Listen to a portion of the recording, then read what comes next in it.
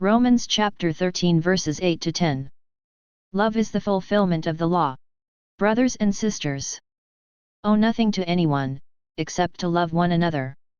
For the one who loves another has fulfilled the law. The commandments: you shall not commit adultery, you shall not kill, you shall not steal, you shall not covet, and whatever other commandment there may be, are summed up in this saying, namely, you shall love your neighbor as yourself. Love does no evil to the neighbor. Hence, love is the fulfillment of the law, the word of the Lord. In verse 8 we read, owe nothing to anyone. Does this mean that we shouldn't have a bank loan on a car or a mortgage? No. Paul's meaning is better explained by Proverbs 22 verse 7, the rich rules over the poor, and the borrower is the slave of the lender. When you pay off your loan, don't you feel relieved? Don't you feel free of a debt?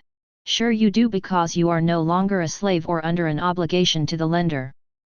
You will now have more money in your checking account, but you are free to spend it as you choose because you are no longer obliged to spend it on a loan payment. On the other hand, you are always obliged to love one another in order to live a Christian life, and to comply with the 10 Commandments.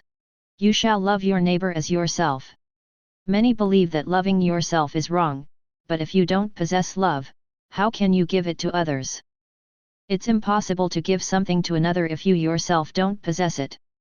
In the time of Jesus, the Jewish understanding of neighbor was a compatriot, or kinfolk.